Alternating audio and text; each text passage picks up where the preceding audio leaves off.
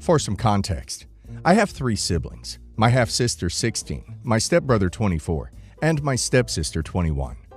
For the past 6 to 8 years, my stepsister has been living with her mom, who in my opinion is actually crazy, and tells non-stop lies about my stepdad, saying the usual crap. During this time, my mom and stepdad have tried numerous times to get my stepsister to come out to where they live for the summer, and trying to incorporate her as much as they could since she chose to live with her mom. These were always met with, "I'm too busy this summer," or "I have cheer so I can't make it." But unsurprisingly, if there was an expensive trip to another country or a cruise, she would have time.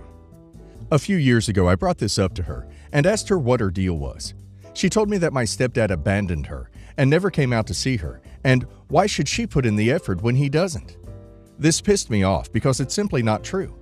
My stepdad has, for the last few years, been busting his butt to give my family the best life and to leave the kids a little inheritance when he goes. When I told him her reasons, I could see the heartbreak in his face.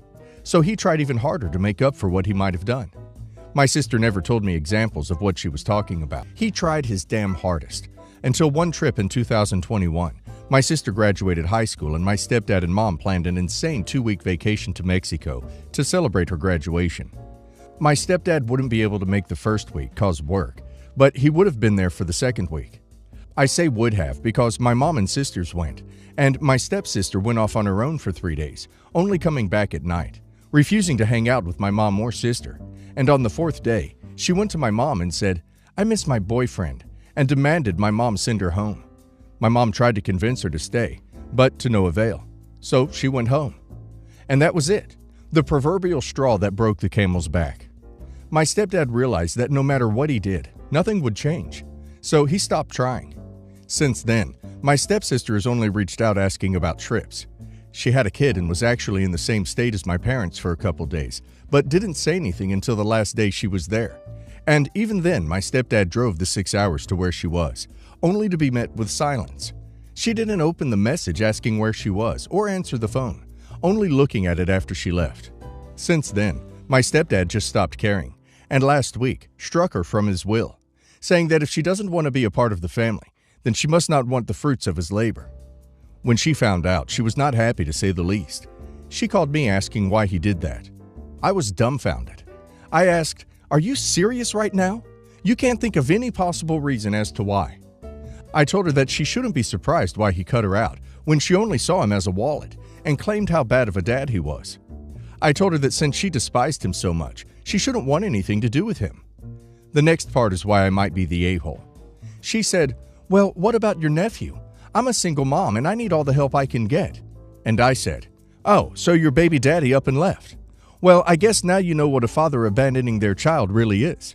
Maybe you should try apologizing to dad and maybe form a real family relationship with him." She hung up and no one has heard from her. So am I the a-hole? Well, I think it was completely inappropriate to send her on holiday with his wife and without him. Of course, she didn't want to be stuck with OP's mother. She wanted to see her dad, but she feels abandoned by him for good reason, and there's another one. That probably happens every time she visited, which is why she never visited. Now he's just proven that he has completely abandoned her and never loved her. He's leaving money to his wife and someone else's kid, but not his own daughter. Vile man. His lack of relationship with her is on him. He should have been spending one-on-one time with her instead of trying to foist his wife and new family on her. That's how he lost the relationship. If he was a good father to OP, it doesn't mean he was a good one to her. And now let's hear the community's opinion. Odd End says, "Sounds like you gave her a dose of reality, not the a-hole." Phrygian says, "Everyone sucks here. You both have clearly had drastically different experiences with your dad. I don't think it is fair to judge her as being wrong, based on your own perception of your dad." She says that her dad never came out to see her. You say he has been busting his butt to give his family the best life he can. It doesn't sound like that best life included any time to go visit his daughter. He was too busy working. So yes, it is factual that, to your stepsister, your father abandoned her. And if my math is right, it sounds like that abandonment happened when she was around 5? 21 and 16 for the half-siblings, assuming it is from your mom and stepdad, and not another baby daddy that is not in the picture anymore. It sounds like you live far away from each other, so if he was working so hard, It doesn't sound like he took much time to consider the daughter he left with her mother. Even the Mexico vacation. He took her and flew her to Mexico to hang out with her stepmom and stepsister, who she clearly had no significant relationship with for a week, before he could show up himself. That doesn't sound like a vacation to me. That sounds like extra stress from her point of view. I'm surprised she agreed to go at all. She is an a-hole for being so surprised and entitled to think that someone she has, justifiably in my opinion, pretty much cut all contact with, would still leave her money in his will. Zena Sebastian says, "Not the a-hole. Wow, your stepsister sounds like a spoiled brat. Your stepfather doesn't owe her a thing. I bet now that he is finished with her, he's much happier. He has you and your siblings. He doesn't need her BS." So, for background, I, female 26, and my husband, male 32, have been married for 3 years. He's a medical attorney, and I was a teacher until about 2 years ago. I ended up taking time off work to care for my sick mother, cancer, and then broke her hip. And when she passed, I just never went back to work. My husband and I talked, and we decided that it would be okay for me to be a stay-at-home wife. Finances are fine, we aren't tight for money, and being a teacher was becoming horrible. We don't have children, but we definitely want them in the future. My husband's sister and I were always close. When I was dating my husband, we did everything together, and we still do. She has 2 kids, a son who is 4, and a newborn girl who is 4 months. Ever since having her baby girl, she's been suffering, I think, with PPD. From the time the baby was only 5 weeks old, my sister-in-law was dropping her off at my husband and I's home for entire nights. I personally don't have a problem with this, but my husband did, especially when the baby would wake him up screaming at night. She's honestly a really easy baby, though. I was able to get her to sleep through the night more than a few times. My husband wanted to tell his sister and brother-in-law to stop dumping their baby on us and causing me stress, but I calmed him down a bit and told him that it didn't bother me, especially because I don't work anymore, and explained how scary PPD can be. Well, then it got worse. I was almost like this baby girl's full-time caretaker. I mean, it was to the point where I was considering buying a car seat so that I could get lunch while she was still with me. Sometimes my husband calls me when he's between cases at work, and I missed his call once, which sent him into another spiral about wanting to tell them basically to F off. However, the argument didn't ensue until last week. I was watching the baby again, of course, and she had been with me for a few hours, and it was around 6 p.m. Usually, sister-in-law sends her with breast milk that I obviously keep in the fridge. However, sister-in-law dropped her off so fast, she forgot to mention it, and I forgot to check the bag, and the milk ended up not getting refrigerated. When it was time to feed her, I realized. I texted and called her, but no answer. I called my husband to text and call, no answer. Eventually, I just said, "Duck it," and when my husband got off work, he got formula. I googled what would be the best one, and he did his best in trying to find it. He had to go to 2 different stores. Finally, when sister-in-law called me back, she exploded on us about giving her baby formula.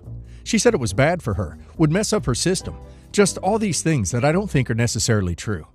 Baby doesn't have any medical reason to need breast milk or to be off formula. Still though, I felt horrible obviously, especially because it was my fault I left the breast milk in the bag. But my husband got mad. He told his sister everything he had been wanting to say for weeks, and I ended up saying, "Fine, if you're going to be like this, I won't ever watch her again." She also attacked me for being selfish, for living off my husband, being entitled. Well, that caused an even bigger argument. I sided with my husband though, and didn't take back what I said. It's been a week, and my sister-in-law won't talk to either of us. I feel horrible on one hand because I know she's struggling, but on the other, I feel like she's taking advantage of me. I don't know. Am I the a-hole? OP's sister-in-law is definitely in the wrong here. OP tried to contact her, and she did not reply. Parents should always be available for their kids, or to respond to issues with their children when the child is with someone else. What if the baby had gotten ill? People who ask others to essentially raise their newborn don't get to be upset when they don't do exactly what they would do. Of course, we are all sympathetic to PPD, especially when it's severe, but it's not appropriate for OP to be watching her infant overnight at her house. It's almost as if she is abandoning the child with OP. OP needs to listen to her husband. And now let's hear the community's opinion. Jareth's Bulge says, "Not the a-hole. The audacity to call your free babysitter entitled." Dry Measurement 8425 says, "Info. What was sister-in-law doing with all this free time? Work or?" Not the a-hole. Yes, you forgot to refrigerate the breast milk. Stuff happens. I can't tell you how many times I ruined breast milk when my girl was a baby. Formula should not hurt the baby by any means unless there was some unknown allergy to it. Is breast milk better for her? Sure. Is formula bad for her? Not at all. Plenty of families use formula or supplement with formula in their infants' diets. You did nothing wrong. You were a great aunt. Your sister-in-law overreacted and is being childish. Your husband seems to be stressed out about the situation, though, and hopefully he can find some time to wind down and take a breath. I'm sure being a medical attorney is stressful enough. I would try and see if you can talk to your sister-in-law if she would be up to being checked and cared for PPD. Odd End 1405 says, "Not the a-hole. You were being used. There's no nice way to say it. Struggling is one thing. Dumping her kid on you all the time is another. Does she have a side piece? Going out with girlfriends? You don't know because she didn't respect you enough to tell you why she needed you to watch her, where she would be, nor even bother to pick up the telephone when you, the person who has her baby, calls. You should have respected your husband's feelings a bit more, to be honest.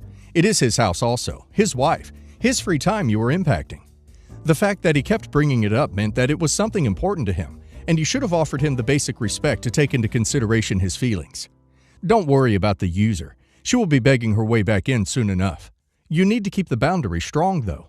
My brother's wedding is very close on the horizon, and I agreed to be a bridesmaid. I'm having a hard time figuring out what's reasonable and unreasonable here.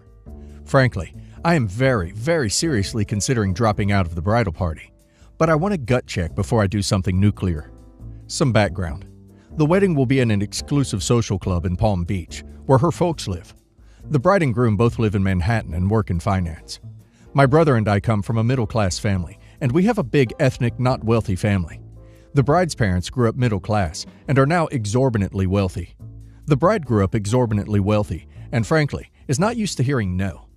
I went to art school and have a couple tattoos on my arms. Think plants and animals, and am a middle-class earner. I'm going to refer to the bride as J.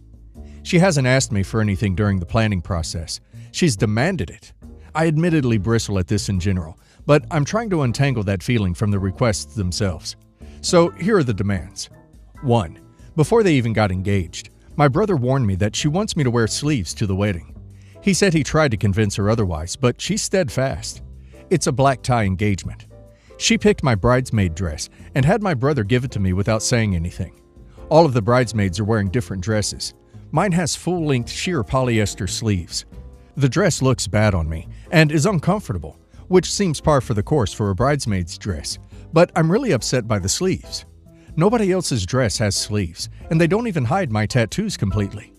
I offered to help her find another dress and wear body makeup to cover my tattoos. No, she wants me in the sleeves. I'm pretty deeply hurt by this, and my parents and husband are both upset on my behalf. I have the dress in my office to take to the tailor, and every time I look at it, I just see a burning reminder that she is so embarrassed by my body.